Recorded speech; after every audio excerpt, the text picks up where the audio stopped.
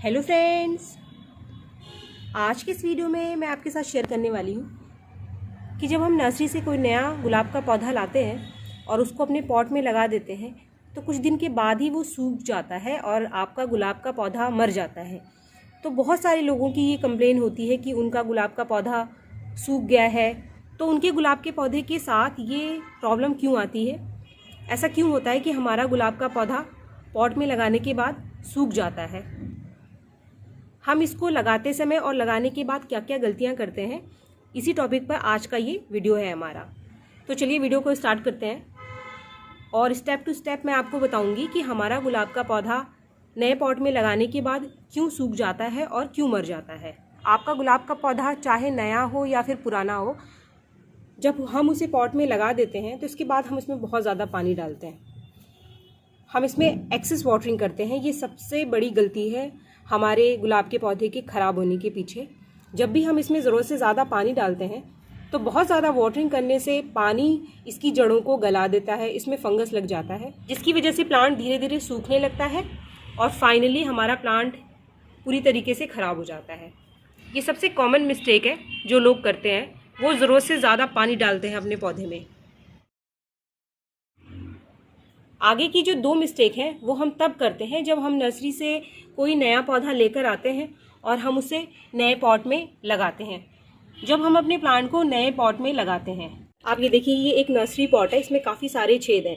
जो नर्सरी में प्लांट लगाए जाते हैं वो नर्सरी पॉट में ही लगाए जाते हैं जिसमें काफ़ी सारे छेद होते हैं, जिससे कि पानी पॉट में बिल्कुल भी रुकता नहीं है और उनका प्लांट कभी भी ख़राब नहीं होता है ज़्यादा पानी रुकने की वजह से। तो लगाते समय जो हम मिस्टेक करते हैं वो है हम अपने पॉट की ड्रेनेज का बिल्कुल भी ध्यान नहीं रखते हैं। जब भी आप नए पॉट में गुलाब का पौधा लगाते हैं तो अगर आप मिट्टी के पॉट में लगाते हैं या फिर आप प्लास्टिक के पॉट में लगाते हैं तो सेंटर में एक छेद होता है, तो हमेशा ध्यान रखिए वो छेद बड़ा होना चाहिए। अगर आप प्लास्टिक के पॉट में लगाते हैं तो आप खुद से भी 2-3 एक्स्ट्रा छेद बना दीजिए नीचे, जिससे कि पानी बेस में ना रुके।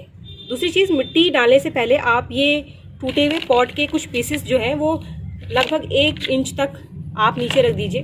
लगभग 1 इंच तक आप छोटे छोटे पत्थर या फिर टूटे हुए पॉट के ये पीसेस रख दीजिए। उसके बाद आप इसमें मिट्टी डालें।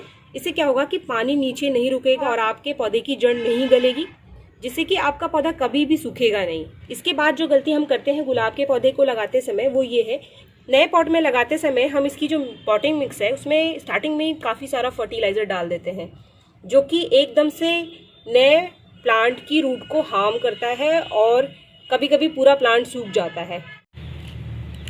यहाँ मैं आपको यही सजेस्ट करूँगी कि जब भी आप नर्सरी से कोई गुलाब का नया पौधा लाते हैं तो स्टार्टिंग में आप उसकी पॉटिंग मिक्स में बहुत सारा फर्टिलाइजर ऐड ना करें। आप उसकी मिट्टी में 50% कोई कंपोस्ट और 50% नॉर्मल गार्डन सॉइल मिलाकर ही अपने प्लांट को लगाएं। और जब आपको लगे कि आपका प्लांट पॉट में अच्छे से लग गया है, उसमें कुछ नई ग्रोथ आपको दिखाई दे, तभी आप उसमें एक्स्ट्रा फर्टिलाइज़र ऐड करें।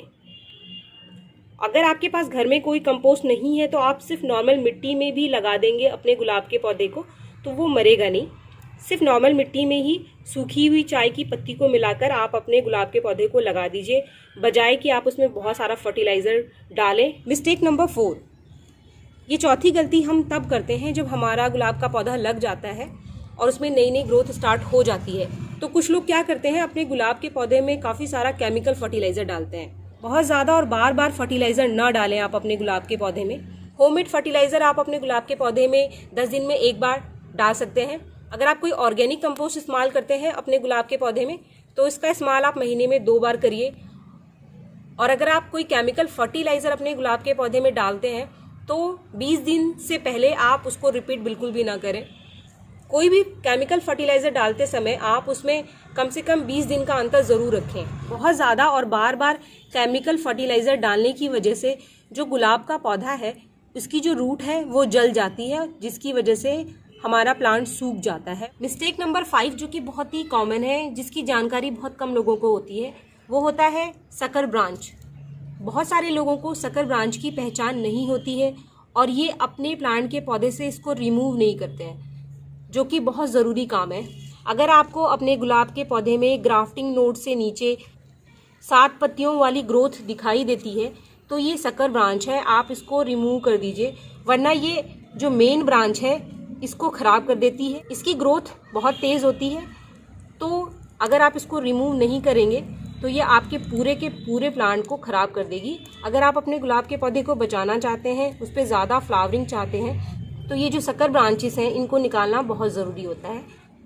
आप इन सकर ब्रांच को ज़रूर रिमूव करते रहें, तभी आपका प्लांट हेल्दी रहेगा और अच्छी अच्छी फ्लावरिंग देता रहेगा।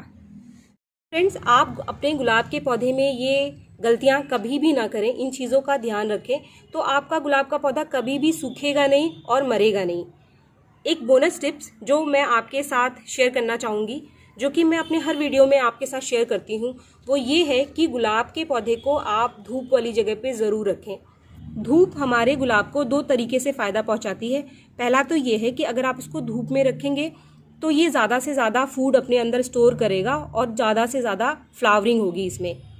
दूसरा बेनिफिट जो हमारे गुलाब के पौधे को होता है धूप में रखने से, वो ये है कि धूप में रखने से हमारा प्लांट हेल्दी रहता है। इसकी पत्तियों और स्टेम पर कम से कम फंगस और कीड़ों का अटैक होता है। इसके अलावा प्लांट को धूप में रखने से जो पानी आप अपने गुलाब के पौधे में डालते हैं वो टाइम पर सूख जाता है, ज़्यादा देर तक मिट्टी में पानी नहीं रहता, जिससे कि इसका रूट खराब नहीं होता है। तो गुलाब के पौधे को धूप में रखने से काफ़ी सारे फ़ायदे हैं। आप गुलाब के पौधे की धूप का ध्यान ज़रूर रखें। तो फ्रेंड्स, अगर आपको ये वीडियो पसंद आया तो एक लाइक ज़रूर करें और मेरे चैनल को सब्सक्राइब करना ना भूलें। Thank you.